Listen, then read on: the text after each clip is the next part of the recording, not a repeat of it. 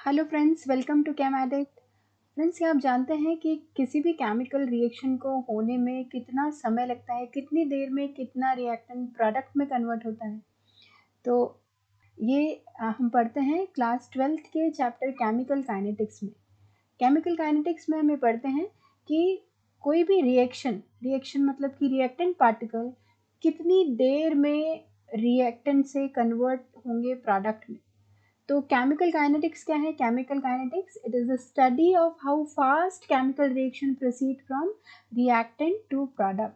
मतलब कि इसमें हमको क्या करना है, केमिकल काइनेटिक्स में हम किस चीज़ की स्टडी करते हैं कि कोई भी केमिकल रिएक्शन कितनी समय में, कितनी देर में, कितना रिएक्टेंट पार्टिकल प्रोडक्ट में कन्वर्ट हो रहा है। मतलब कि हमारी केमिकल रिएक्शन कितनी स्पीड से चल रही है, how fast chemical reaction proceed from reactant to product. तो फ्रेंड्स, इस केमिकल काइनेटिक चैप्टर में हमें जो टॉपिक्स पढ़ने हैं वो हैं classification based on chemical reaction. Second topic है हमारा rate of chemical reaction. Third topic है method to write expression of rate of reaction. Fourth topic है units of rate of reaction. Fifth topic है measurement of rates, factors affecting rate of chemical reaction, ये हमारा sixth topic है। इसके बाद हमको पढ़ना है रेट लॉ। रेट लॉ हमको क्या बताता है? Effect of concentration on reaction rate. Next topic हमको पढ़ना है order of reaction. Next is unit of rate constant of reaction of different order. इसके बाद हम पढ़ेंगे मॉलिक्यूलरिटी ऑफ रिएक्शन। फिर हम पढ़ते हैं integrated rate equation for different orders of reaction. And the second last topic of this chapter is collision theory and concept of activation energy, and last topic it is about the Arrhenius equation। तो आज के इस video में हम जो topic cover करने वाले हैं that is topic number 1, topic number 2 and topic number 3। तो आइए हम स्टार्ट करते हैं कि classification based on chemical reaction की जो केमिकल रिएक्शंस हैं उनको speed, actually classification it is based on speed of chemical reaction है। स्पीड ऑफ केमिकल रिएक्शन के अकॉर्डिंग किसी भी केमिकल रिएक्शन को कितने पार्ट्स में डिवाइड किया है। तो चलिए हम स्टार्ट करते हैं हमारा topic number 1, classification based on speed of chemical reaction. देखिए यहाँ पे जो क्लासिफिकेशन है, इस क्लासिफिकेशन के अकॉर्डिंग जो रिएक्शंस हैं, there are 3 types of reactions. पहली जो रिएक्शंस हैं उसको बोलते हैं हम वेरी स्लो रिएक्शन, जो कि बहुत धीरे धीरे होती है, very slow reaction. Second reaction है वेरी फास्ट रिएक्शन, जो कि बहुत जल्दी हो जाती है। थर्ड रिएक्शन है हमारे पास मॉडरेटली स्लो रिएक्शन, जो ना तो बहुत देर से होती है और ना ही बहुत फास्ट होती है। तो आइए अब हम एक एक करके ये सारी रिएक्शंस पढ़ते हैं। सबसे पहले हम बात करते हैं very slow reaction. Very slow reaction, जैसे दोस्तों आपने देखा होगा कि रस्ट, आप जानते होंगे, जंग लगती है लोहे के ऊपर। तो लोहे के ऊपर जंग लगना ये बहुत समय लेती है इस लोहे के ऊपर जंग लगने में। अब जंग का फॉर्मूला क्या है कि हमारे जो प्योर आयरन है उसमें तो कभी भी जंग नहीं लगती है, लेकिन अगर हमारे आयरन में कहीं ना कहीं इम्प्योरिटी है तो ये क्या करता है, ये आयरन अगर हम इसको खुला छोड़ देते हैं एटमॉस्फेयर में, और एटमॉस्फेरिक ऑक्सीजन और एटमॉस्फेयर में प्रेजेंट मॉइस्चर से रिएक्ट कर लेता है, पानी से रिएक्शन करके अपने ऊपर आयरन के ऑक्साइड की एक लेयर जमा लेता है, Fe2O3 नाम से, फेरिक ऑक्साइड, जो कि ब्राउन कलर की पाउडरी सब्सटेंस होता है और इसमें X number of water molecules embedded होते हैं। तो ये जो रिएक्शंस है, ये जो रिएक्शन है rusting of iron, it is a kind of very slow reaction. इसकी क्या हम इसकी स्पीड निकाल सकते हैं? ये जो रिएक्शन है स्लो रिएक्शन, जैसे हमने देखा है आयरन के ऊपर जो जंग लगने में कम से कम 1 से 2 साल का वक्त लगता है। तो ऐसी रिएक्शंस का केमिकल काइनेटिक्स में बहुत ज़्यादा इम्पोर्टेंस नहीं है, तो ऐसी रिएक्शन को हम केमिकल काइनेटिक्स में कंसिडर नहीं करते, ऐसी रिएक्शंस का हम काइनेटिक्स नहीं निकालते हैं। अब हम आते हैं वेरी फास्ट रिएक्शन। अब देखो, वेरी फास्ट रिएक्शन मतलब कि ऐसी रिएक्शन जो बहुत इंस्टेंट रिएक्शन है, जो बहुत तेज़ी में होती हैं। जैसे फॉर एग्जांपल जब हम लैब में कहीं काम कर रहे होते हैं, लैब में जैसे हम एसिड बेसिक रेडिकल्स के टेस्ट लगा रहे होते हैं, या हम कोई डबल डिस्प्लेसमेंट रिएक्शन कर रहे होते हैं, तो double displacement reaction it is a kind of very fast reaction. जैसे फॉर एग्जांपल अगर हम बात करें बेरियम क्लोराइड और बेरियम क्लोराइड में के एक्वस सॉल्यूशन में अगर हमने सल्फ्यूरिक एसिड डाला, सल्फ्यूरिक एसिड डालने से क्या होगा, बेरियम क्लोराइड के सॉल्यूशन में अगर हमने सल्फ्यूरिक एसिड डाला तो ये किस में कन्वर्ट हो जाएगा, it is very fast reaction, instant reaction है, तुरंत रिएक्शन होगी और हमको क्या मिलेगा, बेरियम सल्फेट का वाइट पीपीटी, वाइट पीपीटी मिलेगा। साथ में हमको मिलेगा ट्वाइस मॉलिक्यूल ऑफ HCl जो कि सॉल्युबल हो जाएगा सॉल्यूशन में। तो एक ये इनसॉल्युबल पार्ट हमको मिलेगा, लेकिन ये रिएक्शन इतनी फास्ट है कि इसकी केमिकल काइनेटिक्स में बहुत इम्पोर्टेंस नहीं है। तो केमिकल काइनेटिक्स में ना तो वेरी स्लो रिएक्शन की, बहुत जो स्लो रिएक्शंस है उनकी कोई इंपॉर्टेंस नहीं है, जो फास्ट रिएक्शंस है उनकी भी कोई इंपॉर्टेंस नहीं, क्योंकि इतनी जल्दी होती हैं कि उनका टाइम निकालना कि कितनी देर में कितना रिएक्टेंट प्रोडक्ट में कन्वर्ट हुआ इतना फास्ट है कि उसको निकालना बहुत मुश्किल है। यहाँ पर आपको वेरी स्लो रिएक्शन में बहुत टाइम लगता है किसी भी रिएक्टेंट पार्टिकल कितनी देर में कितना प्रोडक्ट में कन्वर्ट हुआ इसको निकालने के लिए।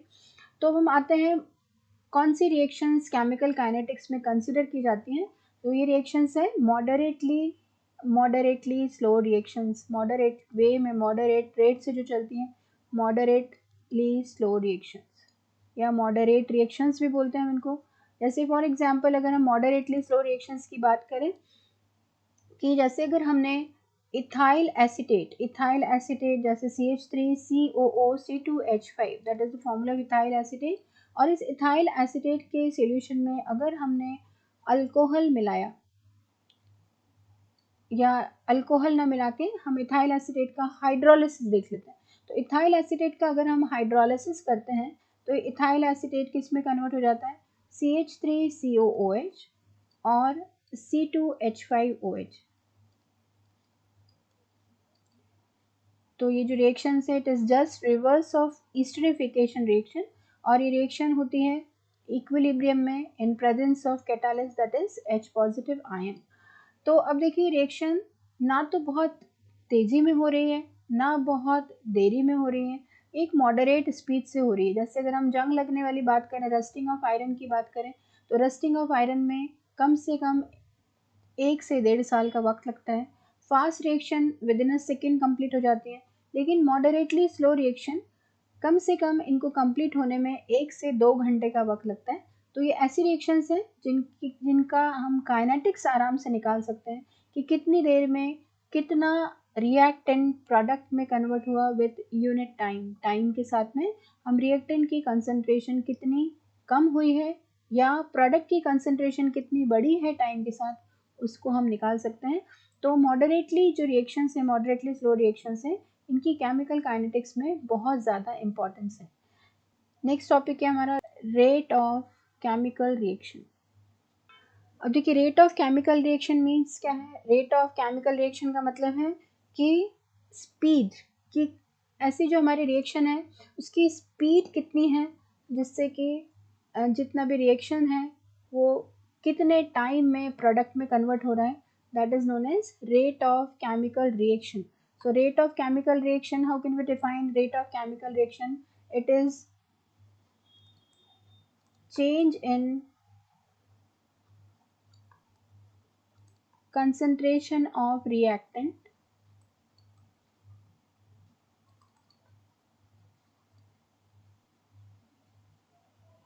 or product per unit time,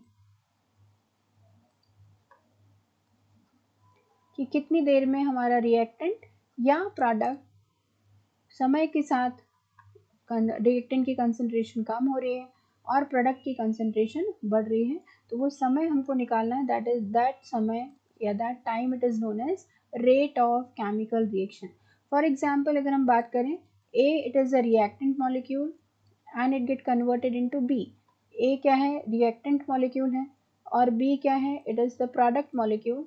so with time जैसे रिएक्शन स्टार्ट होगी, with time initial concentration of A कैसा रहेगा, बहुत ज़्यादा, बट जैसे जैसे टाइम निकलता जाएगा विथ टाइम क्या होगा, बी की कंसंट्रेशन कंटिन्यूसली इंक्रीज होती जाएगी एंड ए की कंसंट्रेशन ग्रेजुअली डिक्रीज होती जाएगी।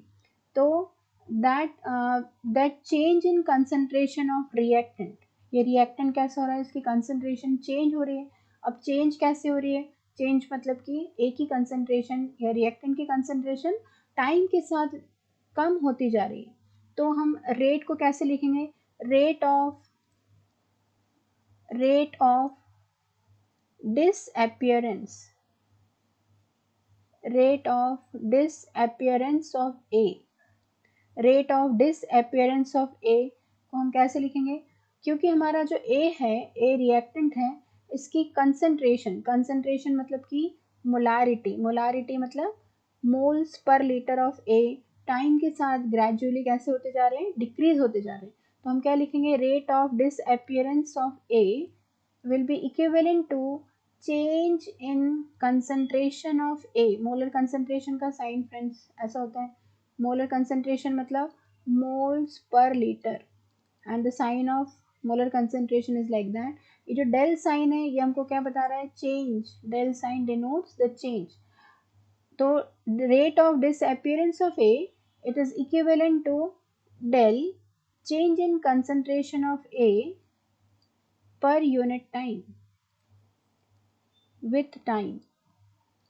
तो that is change in time, क्योंकि टाइम जैसे जैसे बढ़ता जा रहा है ए की कंसंट्रेशन बी में कन्वर्ट होती जा रही है। अब देखो कि ए की कंसंट्रेशन, ए जो रिएक्टेंट मॉलिक्यूल है इसकी कंसंट्रेशन चेंज हो रही है, तो हम यहाँ पे क्या साइन लगाएंगे, कम हो रही है, डिक्रीज हो रही है, तो यहाँ पे हम साइन लगाएंगे नेगेटिव साइन। नेगेटिव साइन हमको क्या इंडिकेट कर रहा है, नेगेटिव साइन हमको इंडिकेट कर रहा है कि there is decrease in concentration of A पर यूनिट टाइम। ये कोई मैथमेटिकल साइन नहीं है, ये केवल डिक्रीज का साइन है, decrease in concentration of reactant molecule, and here the reactant molecule is a. Next हम रेट को और कैसे लिख सकते हैं, या तो ए की कंसंट्रेशन में डिक्रीज से हम रेट लिखें, या हम क्या लिख सकते हैं, विच इज़ इक्विवेलेंट टू, क्योंकि जितना ए कम होगा बी की कंसंट्रेशन उतनी बढ़ेगी, तो इसलिए हम लगा रहे हैं यहाँ पे sign equivalent. This rate of disappearance of A will be equivalent to rate of appearance of B।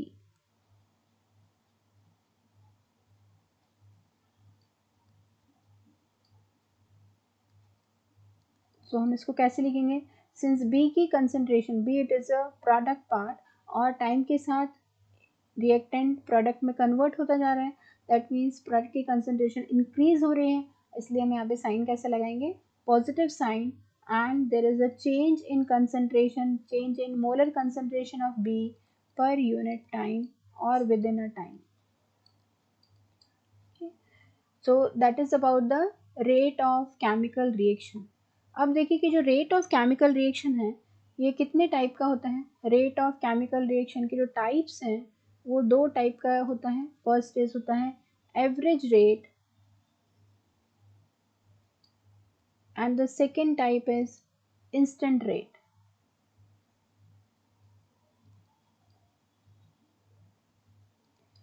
अब देखिए एवरेज रेट का मतलब क्या है और इंस्टेंट रेट का मतलब क्या है, ये हम एक ग्राफिकल मेथड से पढ़ते हैं। यहाँ पे देखिए अगर हम ग्राफ खींचते हैं, जैसे हमारे पास ये रिएक्शन है, ए कन्वर्ट हो रहा है बी में, ए की concentration within a time limit B में कन्वर्ट हो रही है। तो अगर हम कंसंट्रेशन और टाइम के बीच में ग्राफ खींचें, कंसंट्रेशन ऑफ रिएक्टेंट, रिएक्टेंट की कंसंट्रेशन, रिएक्टेंट कौन है यहाँ पे ए, तो ये रिएक्टेंट की कंसंट्रेशन टाइम के साथ कैसे चेंज हो रही है।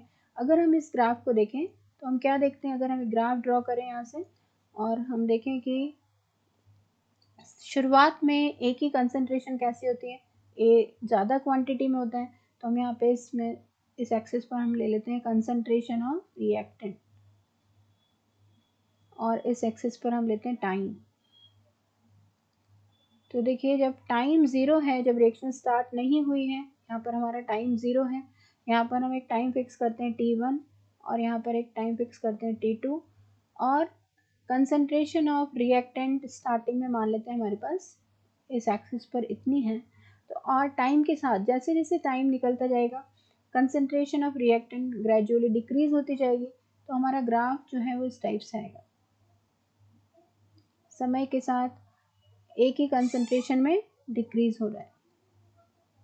तो अगर हम यहाँ पे देखें कि इस पॉइंट पर T1 टाइम पर, this is the T1 time and this is T2 time, तो T1 टाइम पर अगर हमारे एक ही कंसंट्रेशन C1 है एंड T2 टाइम पर ये जो कंसंट्रेशन है वो कैसी है, C2 है। तो इस पर्टिकुलर पार्ट में, इस पर्टिकुलर कंसंट्रेशन में जो चेंज आ रहा है, यहाँ के लिए हम रेट ऑफ कैसे लिखेंगे, रेट ऑफ disappearance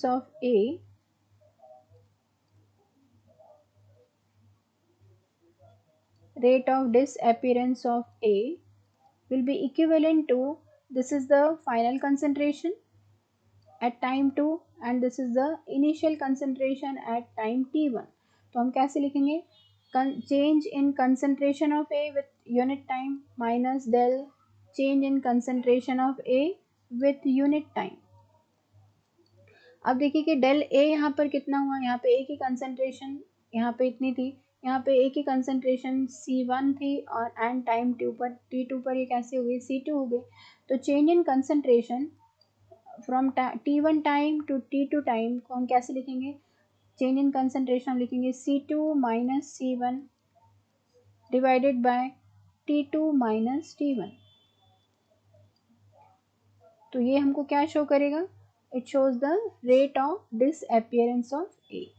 अब अगर हम प्रोडक्ट के टर्म्स में अगर हम अपने ग्राफ को ड्रॉ करें, तो प्रोडक्ट के टर्म्स में हमारा ग्राफ कैसा आएगा, प्रोडक्ट मान लेते हैं हमारा बी प्रोडक्ट था, एक बार हम रिएक्शन यहाँ लिख लेते हैं, ए कन्वर्टेड इनटू बी। यहाँ पे प्रोडक्ट हमारा कौन है, बी हमारा प्रोडक्ट है और बी की कंसंट्रेशन टाइम के साथ ग्रेजुअली इंक्रीज हो रही है। तो अगर हम एक ग्राफ खींचे यहाँ पे, इस ग्राफ में इस एक्सिस पर हमने concentration of product, that is अभी फिलहाल हमारे लिए प्रोडक्ट कौन है, B, and this is the time. अब देखिए जब टाइम 0 था, जब रिएक्शन स्टार्ट नहीं हुई थी, तब यहाँ पे value of concentration of product कैसा था, इस एक्सिस पर कंसंट्रेशन ऑफ प्रोडक्ट वाज निल, क्योंकि प्रोडक्ट बन नहीं रहा था। लेकिन जैसे जैसे टाइम निकलता गया, प्रोडक्ट की कंसंट्रेशन में ग्रेजुअली चेंज आता जाएगा और ये ग्राफ हमारा कैसे जाएगा, ऐसे जाएगा। ठीक है, अब देखिए कि यहाँ पर ये हमारा टाइम था T1 और ये हमारा टाइम था T2।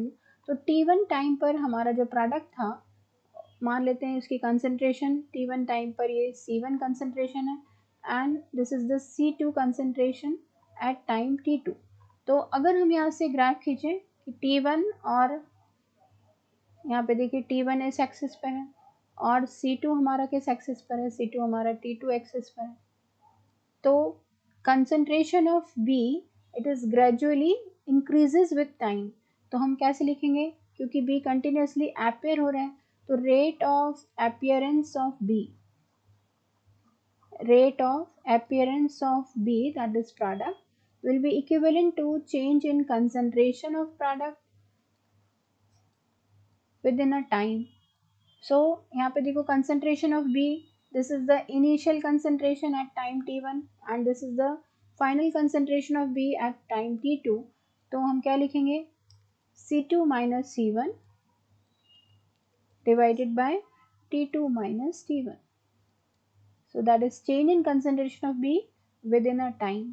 तो this type of rate, जब हम, अब ज़रा ध्यान से देखिएगा, जब हम इस टाइप के रेट की बात करते हैं, जब हमारे पास टाइम एक फाइनाइट टाइम होता है, in not infinite, the rate in finite time, finite time मतलब कि हमारे पास ये रेट फिक्स है कि हमको जो रेट निकालना है वो T1 और T2 टाइम के बीच का रेट निकालना है। तो जब हमारे पास एक फाइनाइट टाइम होता है, रेट इन फाइनाइट टाइम, तो इस टाइप के रेट को हम क्या बोलते हैं, that is called average rate. इस टाइप के रेट को हम बोलते हैं एवरेज रेट। लेकिन अगर किसी ने हमसे पूछा कि इस T1 के बाद जो टाइम है एक एक सेकेंड का, यहाँ पर हमारे पास रेट ऑफ रिएक्शन क्या होगा, तो अगर इस पर्टिकुलर टाइम पे आपको रेट ऑफ रिएक्शन निकालना है, तो ऐसे रेट को हम क्या बोलेंगे, इंस्टेंट रेट। और ऐसे रिएक्शन का जब हमारे पास टाइम की कोई वैल्यू नहीं दी है, in between this T1 and T2 हमको पूछा गया है और टाइम लिमिट हमारी कैसे हुई, टाइम लिमिट हमारी बिल्कुल निल हो गई, क्योंकि T1 के बाद हमको तुरंत पूछ लिया गया कि ये वाले टाइम पे रेट ऑफ रिएक्शन कितना होगा। तो जब हमारी टाइम लिमिट ज़ीरो हो जाती है, जब टाइम लिमिट हमारी ज़ीरो हो जाएगी, तब हम ऐसे रेट को हम क्या बोलते हैं, इंस्टेंट रेट बोलते हैं। और इंस्टेंट रेट को हमेशा डिफरेंशियल इक्वेशन से दिया जाता है। अब देखो कि इंस्टेंट रेट निकालने के लिए आपको क्या करना होगा। अगर मान लेते हैं इस पॉइंट पर आपको रेट ऑफ रिएक्शन काउंट करना है, तो आपको यहाँ पे एक टेंजेंट लेना पड़ेगा, और टेंजेंट का जो स्लोप है it tells us about the rate of reaction, और उस रेट को हम क्या बोलेंगे, इंस्टेंट रेट। तो अब देखिए इंस्टेंट रेट को हम कैसे लिखते हैं। एवरेज रेट में हमेशा डेल का साइन लगाया जाता है, क्योंकि हमारे पास यहाँ फाइनाइट टाइम होता है, हमको टाइम, दोनों टाइम के बीच का डिफरेंस पता होता है कि कितने टाइम में हमको रेट ऑफ रिएक्शन लेना है। लेकिन जब हमारी टाइम लिमिट ज़ीरो हो जाती है, टाइम लिमिट ज़ीरो हो जाएगी, तो हम क्या लिखेंगे, इस डेल की जगह पर हमको क्या लिखना होगा, डिफरेंशियल फॉर्म में इस रेट को हम लिखेंगे, और ऐसे रेट को हम क्या बोलते हैं, इंस्टेंट रेट। तो इंस्टेंट रेट ऑफ रिएक्शन, बस आपको ये ध्यान रखना है कि डेल की जगह पे आपको डी साइन लगाना है। तो इंस्टेंट रेट ऑफ रिएक्शन कैसे लिखेंगे, instant rate of reaction that is rate of appearance of A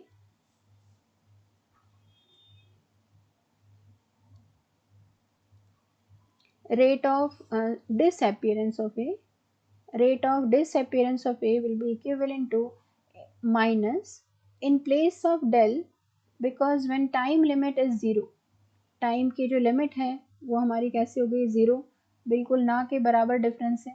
तो जब हमारी टाइम लिमिट ज़ीरो हो जाती है, तब हमको डिफरेंशियल फॉर्म में इस रिएक्शन को लिखना होता है। तो इन प्लेस ऑफ डेल्टा हम क्या लिखते हैं, माइनस डी, बिकॉज यहाँ पे माइनस साइन क्या इंडिकेट कर रहा है कि ए की कंसेंट्रेशन टाइम के साथ कम होती जाएगी विद अ टाइम लिमिट। ये छोटी सी बहुत ना के बराबर टाइम के बीच में हमने रेट ऑफ रिएक्शन निकाला है।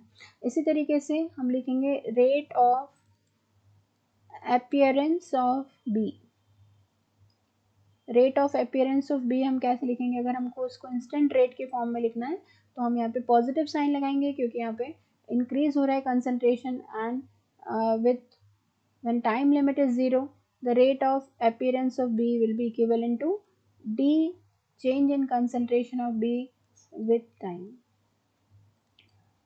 तो आई होप फ्रेंड्स आपको ये दोनों टॉपिक अच्छे से क्लियर होंगे कि एवरेज रेट क्या है और इंस्टेंट रेट क्या है। नेक्स्ट टॉपिक जो हमको पढ़ना है, इस टॉपिक में हम लिखते हैं कि methods to write expression of rate of reaction. अब हम आते हैं टॉपिक नंबर थर्ड कि हम अपना रेट ऑफ रिएक्शंस कैसे लिखें। तो जो हमारा थर्ड टॉपिक है that is methods to right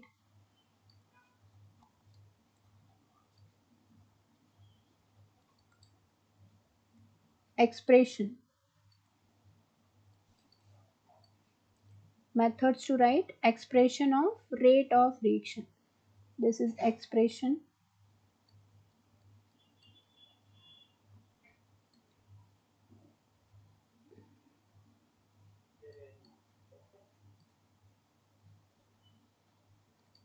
देखिए हम एक जनरल रिएक्शन लिखते हैं कि एक हम फॉर एग्जांपल अगर हम एक जनरल रिएक्शन लें और उस जनरल रिएक्शन को अगर हमको उसका मैथमेटिकल एक्सप्रेशन लिखना है तो हम उसको कैसे लिखें।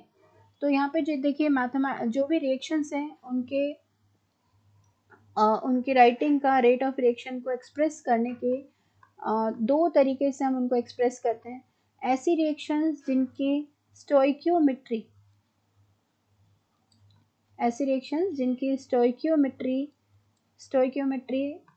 स्टोइकियोमेट्रिक कोफिशिएंट या स्टोइकियोमेट्री रिएक्टेंट एंड प्रोडक्ट दोनों साइड इक्वल हैं। सेकेंड रिएक्शन ऐसी होती हैं जो कि नॉन स्टोइकियोमेट्री तो नहीं बोल सकते, हम लिखेंगे कि स्टोइकियोमेट्री, ऐसी रिएक्शन जिनकी स्टोइकियोमेट्री इक्वल नहीं है। अब स्टोइकियोमेट्री इक्वल और इट इज नॉट इक्वल, मतलब कि रिएक्टेंट के मॉलिक्यूल्स और प्रोडक्ट के मॉलिक्यूल्स दोनों अलग अलग हैं। तो हम एक एग्जांपल लेते हैं स्टोइकियोमेट्री जिनकी इक्वल है और जिनकी स्टोइकियोमेट्री, ऐसी रिएक्शंस जिनकी स्टोइकियोमेट्री इक्वल नहीं है। तो कुछ एग्जांपल्स जैसे हम लें कि ऐसी रिएक्शंस, पहले रिएक्शंस हम लेते हैं, ऐसी reactions involving same stoichiometric coefficient of all reactant and product, ऐसी रिएक्शंस जिनमें रिएक्टेंट और प्रोडक्ट का जो स्टोइकियोमेट्री है, स्टोइकियोमेट्री मतलब कि number of molecules taking part in chemical reaction, दोनों साइड अगर हमारे पास इक्वल हैं, जैसे कि फॉर एग्जांपल हम एक रिएक्शन लें कि NO2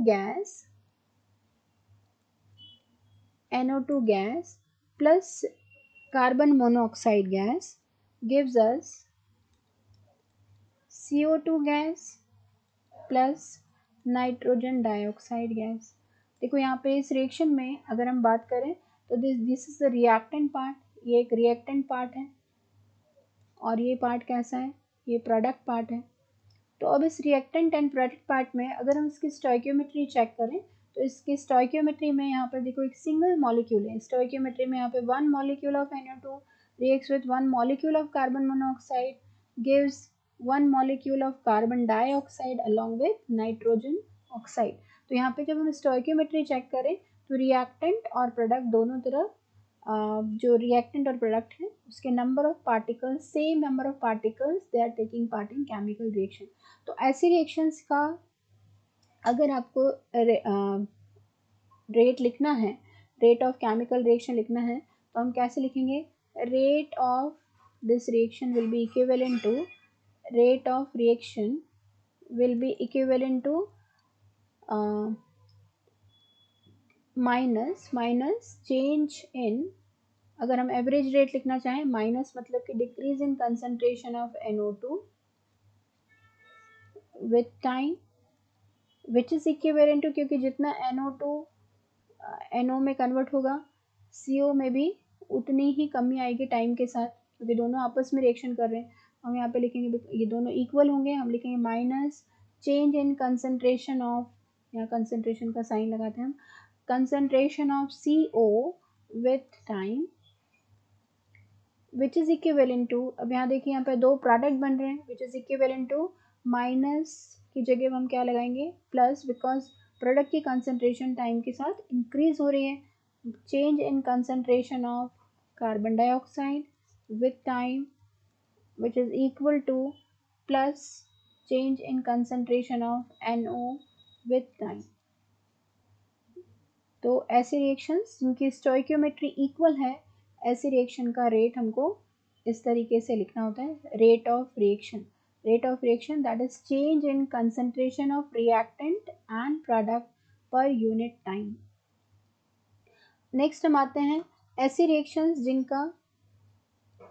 जिनकी स्टोइकियोमेट्री इक्वल नहीं होती, ऐसी reactions involving different stoichiometric coefficient of reactant and product. So for example अगर हम बात करें H2 gas plus I2 gas gives us twice HI। अब देखो कि यहाँ अगर हम देखते हैं तो दैट इज स्टोइकियोमेट्री अगर हम चेक करें तो स्टोइकियोमेट्री यहाँ पे कितनी है, one molecule of hydrogen reacts with one molecule of iodine to produce two molecules of hydrogen iodide. यहाँ पे देखो टू मॉलिक्यूल्स हैं, तो इसकी स्टोइकियोमेट्री दोनों साइड इक्वल नहीं है। तो ऐसी रिएक्शंस के लिए हम रेट कैसे लिखें, ऐसी रिएक्शंस के रेट को लिखने के लिए हम क्या करते हैं, रेट ऑफ रिएक्शन, जितने भी स्टोइकियोमेट्रिक कोफिशिएंट होते हैं उनको हम डिवीजन में लिख लेते हैं। The rate of reaction will be equivalent, तो हम कैसे लिखेंगे इस रिएक्शन के लिए, एवरेज रेट हम लिखना चाह रहे हैं तो हम लिखेंगे minus change in concentration of H2 divided by time which is equivalent to minus change in concentration of iodine with time and see, यहाँ पे टू मॉलिक्यूल्स ऑफ HI बन रहा है, टू मॉलिक्यूल्स ऑफ HI को equate करना है आपको, reaction हमेशा आपकी मतलब ये प्रॉब्लम ना हो, स्टोइकियोमेट्री हमेशा इक्वल रहे, इसलिए हम क्या करते हैं ऐसी रिएक्शंस में जितना भी स्टोइकियोमेट्री है उसको हम वन बाय में लिख लेते हैं। तो हम क्या लिखेंगे यहाँ पे, one divided by two change in concentration that is increase in concentration of HI, because यहाँ पे HI प्रोडक्ट है तो चेंज इन कंसंट्रेशन यहाँ पे पॉजिटिव साइन आएगा, del HI divided by del T। So friends, it is all about method to write expression for rate of chemical reaction। I hope आपको यहाँ तक पूरा क्लियर होगा। अगले वीडियो में हम अगले टॉपिक कवर करेंगे। तब तक के लिए गुड बाय।